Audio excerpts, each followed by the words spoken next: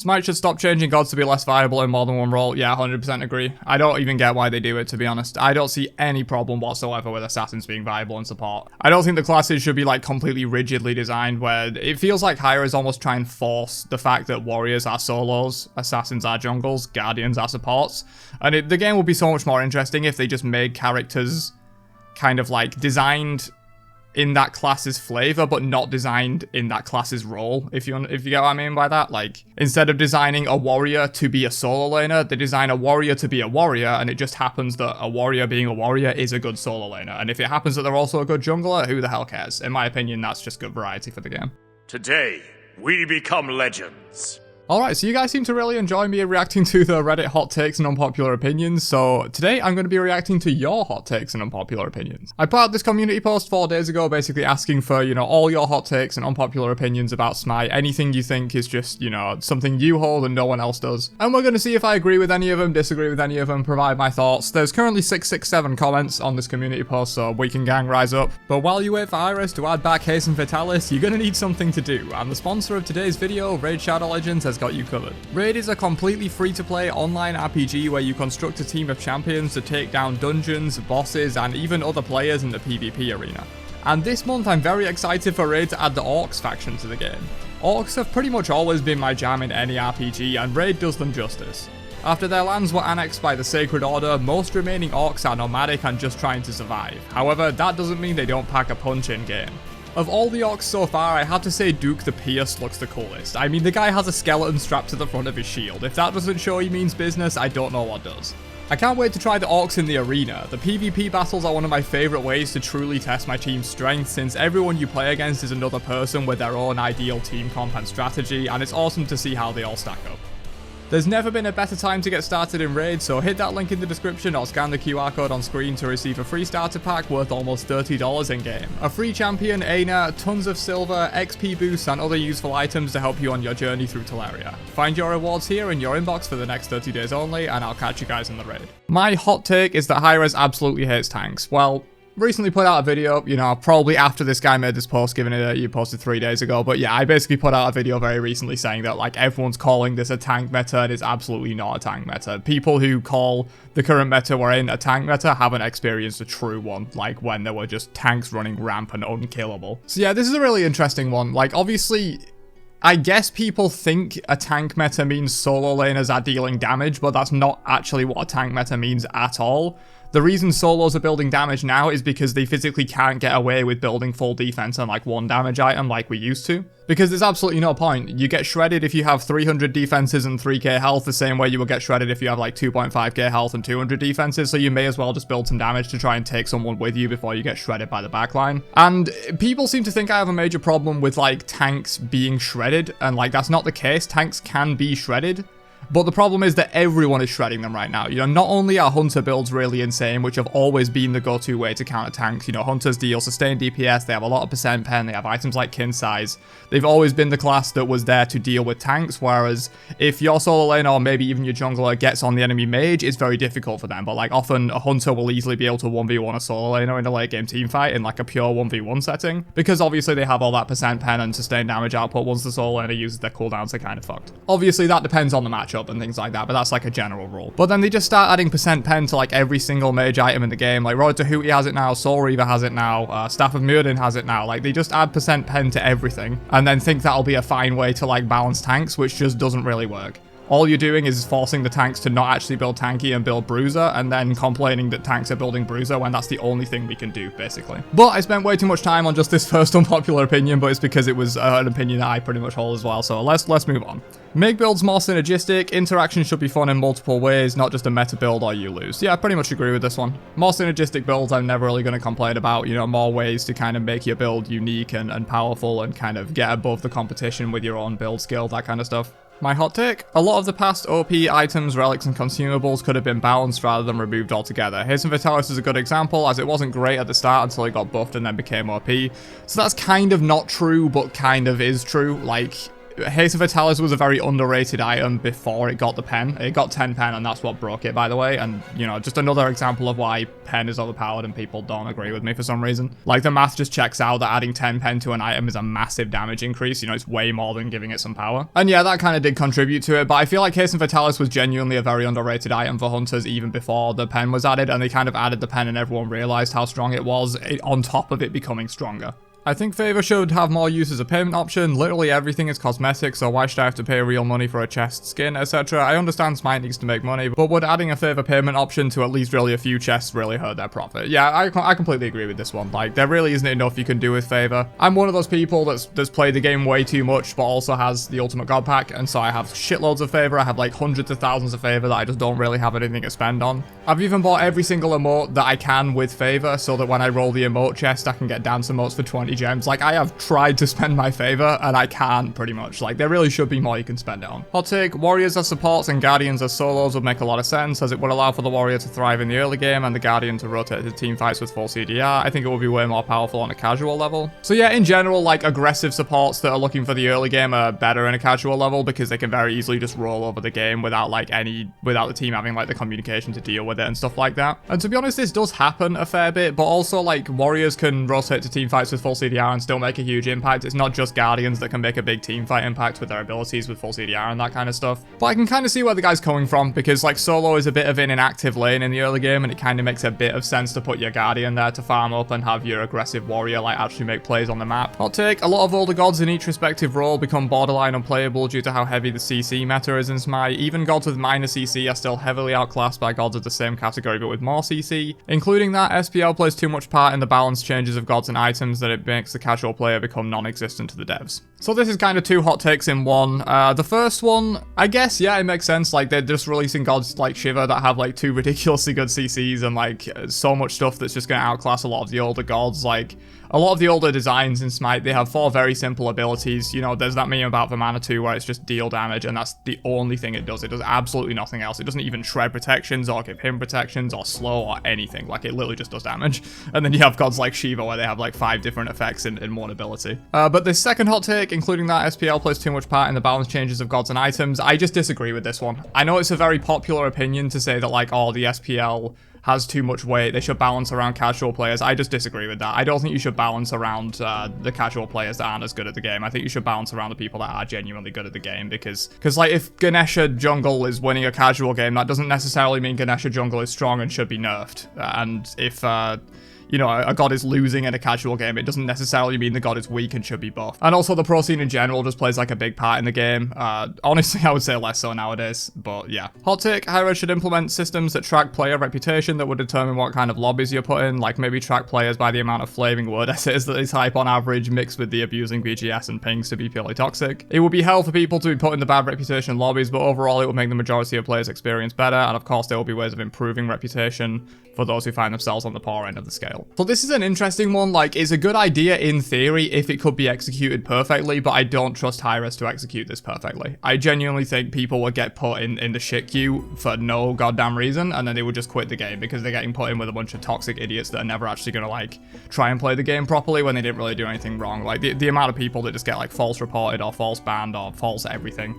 I just don't trust that this system will be implemented well enough for me to like it, basically. Even though, in theory, if it was done perfectly, it would be a good system. Bring back the Terra 2-1 interaction. Yeah, just do this. I don't really see why they removed it. Yeah, Terra's strong, but like, it's a cool interaction. They've just kind of made her more clunky now, and I don't really get why. My hot take is that SPL has way too much influence on the game as a whole, so this is kind of just like the take from that guy above, basically. Same thing applies. Smite should stop changing gods to be less viable in more than one role. Yeah, 100% agree. I don't even get why they do it, to be honest. I don't see any problem whatsoever with assassins being viable in support and assassins being viable, you know, in jungle as well. I think it just makes complete sense. I don't think the classes should be like completely rigidly designed where it feels like Hi-Rez almost try and force the fact that warriors are solos, assassins are jungles, guardians are supports, and the game would be so much more interesting if they just made characters kind of like designed in that class's flavor, but not designed in that class's role, if you get what I mean by that. Like, instead of designing a warrior to be a solo laner, they design a warrior to be a warrior, and it just happens that a warrior being a warrior is a good solo laner. And if it happens that they're also a good jungler, who the hell cares? In my opinion, that's just good variety for the game. Hi-Res lately has been focusing on god designs based around having full mobility while casting, and it is making the game really fun and fluid. Like, the new Hebo 3 change makes them feel so much better. Yeah, completely agree with this. They've, the Hebo 3 change, the Amaterasu dash change, the Hui ult change, all these ones where like they're removing self roots, making the gods like just feel more fluid, especially like old gods that were designed a while back that just don't really feel right. You know, I'm completely down for changes like that, absolutely. Hi-Res needs to stop being afraid of breaking the mold of roles. The popularity of stuff like Cthulhu solo, Hercules support, etc. in all levels of play clearly shows that the player base is interested. Yeah, so this is kind of the same point again, completely agree with this one. Smite should have a good in-game tutorial on what to do in the 5 main roles of Conquest. I've seen way too many supports who literally never rotate, or junglers that never go for ganks or don't farm, and teammates just not warding. There should be a guide to rotations, starts, and most importantly, wards. Yeah, so a little shameless plug, my Conquest guide is out for the new season. If you're looking as a new player for kind of tips to get involved in Conquest and how to play, definitely check that video out. But yeah, I completely agree with this one. It shouldn't really, like, I guess it's beneficial for me that it does fall to content creators because I can make guides and people will watch them, whereas they will probably get less views if there was a very good tutorial system in the game. But I still think there should be a good tutorial system in the game, you know. That should just be how it is, and the current tutorial is one of the worst I've seen. The first Battle Pass was the best one, and the Smite Adventures were the golden era of Smite, especially the RPG. Yeah, the RPG game mode was sick. I really like that one. To be honest, Adventures were very hit or miss for me. There was like Corrupted Arena and the 2 RPG ones, Trials of Hercules and Shadows over Hercopolis. I really liked all 3 of those, but like the rest of the adventures, like Capture the Flag and Smite Car and stuff like that, didn't really click for me. The CC is overwhelming in this game. Not having CC immunity in your kit makes it really unfun to play as that god IMO. Yeah, pretty much. I mean, obviously everyone buys beads in the more like later seasons. We've seen people buying beads on solo laners and even supports sometimes, where that really never used to happen, to be completely honest.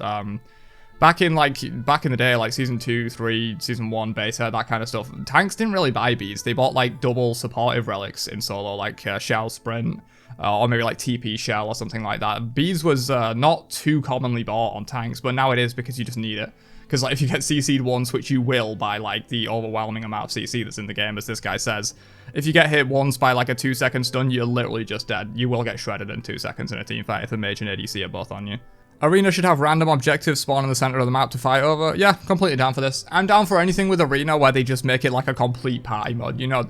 It already kind of is, and I don't think they should make Arena take itself seriously. You know, just do fun stuff in Arena, like spawn fire giants that attack the enemy team or something. I don't even care. Like, Arena should just be like an absolute clown fiesta that you just go in for a bit of a fun time, and I'd be down for something like this. Bracer and Sunder metas in Season 4 were more interesting as we didn't see Beats Aegis every game. Yeah, but you did see Bracer Sunder every game, so was it really that much different? Smite should release more tanks than anything else. There's almost no reason why there's more mages than warriors and guardians combined. Not necessarily release more tanks, but release less mages, absolutely. Or at least release mages that aren't just generic standard burst mages, which is kind of what they've been doing lately. You know, release some magical assassins, some magical ADCs, some like magical supports, like enchanter style, that kind of stuff. You know, if you're gonna make mages the biggest class, like, I kind of understand why they're the biggest class, because they do have these multiple designs within them, where there's like Ao Kuang who's not a mage, there's Freya that's not a mage, there's stuff like that, so it does make sense, but there is also just an overwhelming amount of burst mages, like more than any other class. Even if you take out the mage designs that aren't traditional burst mages, there's still way more burst mages than every other class, so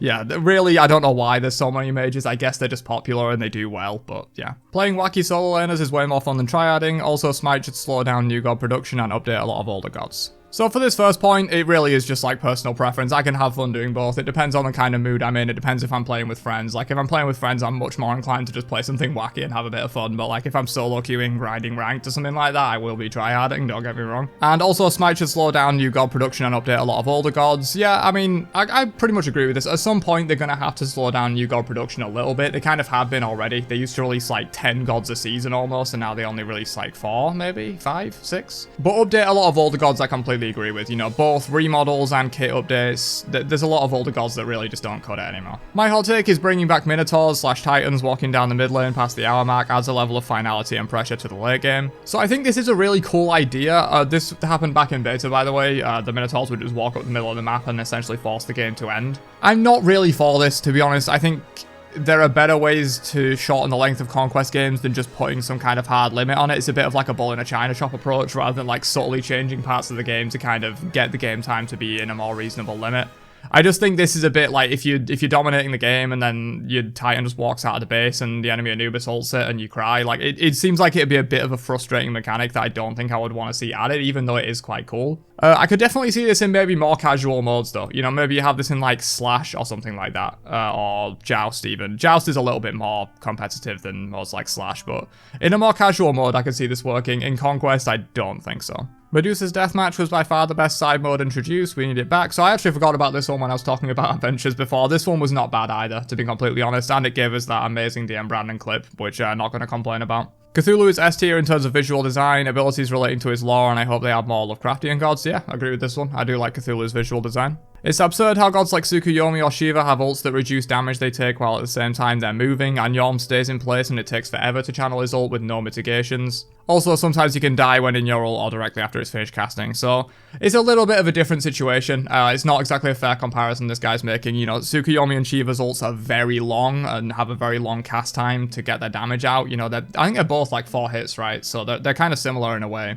And they also deal like bullshit shitloads of damage that they shouldn't do. But yeah, it's not really a fair comparison. Like Yom's ult charge up is literally like less than a second, I would say. Whereas like full Shiva ult is 6 seconds. Full Tsukuyomi ult is most likely about 4 or 5 seconds. I'm not entirely sure. So like the comparison isn't really fair there. It's like comparing the mitigations Baba gets on her 3 or something like that. Like it's not really the same ability. Burst mages and hunters should not be loaded full of CC. Danza and Morgan Le Fay have entirely too much CC for how much damage they do, and gods like Gilga and Shiva have way too much damage for how much easy and consistent CC they can apply. So yeah, hunters in general actually have way too much CC. I ran the numbers on this a while back, and hunters are the 3rd most CC like class in the game, obviously after guardians and warriors. They have more CC than assassins and more CC than mages, which I just don't think makes a lot of sense given that the highest damage class in the game once you get to late game, and they also should be like the squishiest, and CC can be used for self peel. Speaking of self peel, yeah, Morgan Le Fay just has like infinite self peel CC. Just like someone dives on you, you just drop the fear on yourself. If they dive on you again, you drop the knock up and push them away. They dive on you again, you just ult for long duration CC immunity and healing. Like, she's a very safe god despite not having mobility. Maybe there should be subclasses or a 6th class. The amount of gods for each class is really badly skewed. Way too many mages, for example. They need to revamp the idea of classes. So yeah, I'm completely down for this. You know, I've been saying for a while that they should add another class. I think a 6th class would make sense in terms of like some kind of mage-based class. You know, either you make an enchanter class where you have like support mages, or maybe you even make your own like mage ADC or mage auto attacker class and you put the magical ADCs and Aokwang in there or something like that. And obviously design a few more gods that would make sense to fit in that class, so it's not just like 4, but to be honest, yeah, mages are a bit of a problem in terms of like how many there are and how samey they are, in my opinion. We need more healers in the Guardian role. Yeah, make some mage healers that are like enchanters and have other supportive buffs and things like that that aren't necessarily tanky. I think it'd be a lot of fun. Yom should proc AA items at 50%, especially Poly, Bombers, and Tahuti's auto bonus. Fair game, lol. Yeah, maybe not 50%. That would be way too strong, I think, but at some reduced effect, like 10% or something like that, because I'm not sure how fast Yom auto attacks. It's like 3 times a second or something like that, and you probably wouldn't want 1.5 kin size going off on you every second just from a Yom. Like, I mean, I don't know why I said kin size. Yom can't even build kin size. But like Telkine's ring, you know, a similar thing. We need a true tank meta so everyone can show up about being in one. Yeah, true. Completely agree. The Obelisk and Scorpion should switch sides. The reason I say this is your solo laner is never going to take the Scorpion, but a carry support and the Scepter would have an actual effect on solo lane. Like, imagine a god that has trouble clearing or boxing and then being able to box with a... Yeah, I like this change, actually. This is very interesting. Given that, like, the Scepter occasionally goes to solos in teamfights anyway, it clearly does work well on tanks. You know, it usually goes to the support, so it basically always goes to a tank.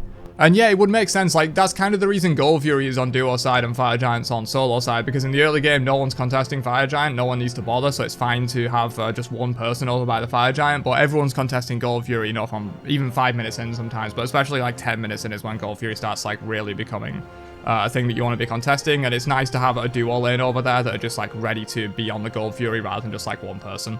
And this would be kind of a similar thing with the Scorpion, you know, duo lane could just do the Scorpion. Right now, Smite should prioritize reworking and buffing bad old gods instead of releasing a new OP god every 2 months.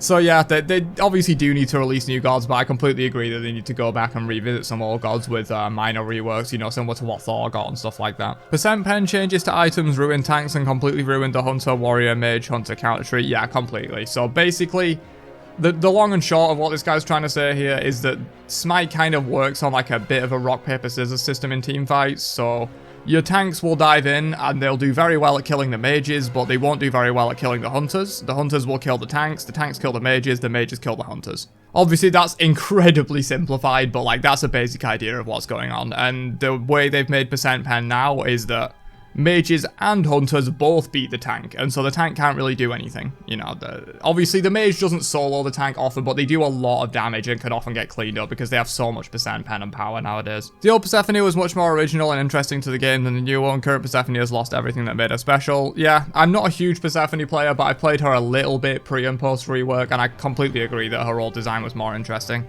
I'm probably going to get to why old Persephone is better than new Persephone video at some point, so definitely subscribe for that one if you want to catch that. And we'll finish the video on a positive one here. This game is very good and way more balanced than people imply. There's not much of a difference between top tier gods and low tiers. Small tweaks could easily make low tiers the best. So yeah, I completely agree with this one. People complain about the balance all the time, and like, yeah, there are some gods that are incredibly imbalanced, but in general, you can play the vast majority of gods and still have a very good chance of winning. You know, you might be putting yourself at a very small disadvantage, but really, the god you pick doesn't make that much of a difference compared to like your skill and your build paths and stuff like that. But yeah, obviously I can't go through every hot take here because there's literally over 600 comments on this post, so I apologize if I never got to yours. I did the ones that were most interesting to me and had the most likes, so the ones that were most interesting to you guys if you've been liking those comments. But I could definitely do this again, maybe make another post and go over some more hot takes if that would be of interest to you guys. But drop a like on this video if you enjoyed it, and I will catch you guys in another one later on. Have a great day, and peace out, you nerds.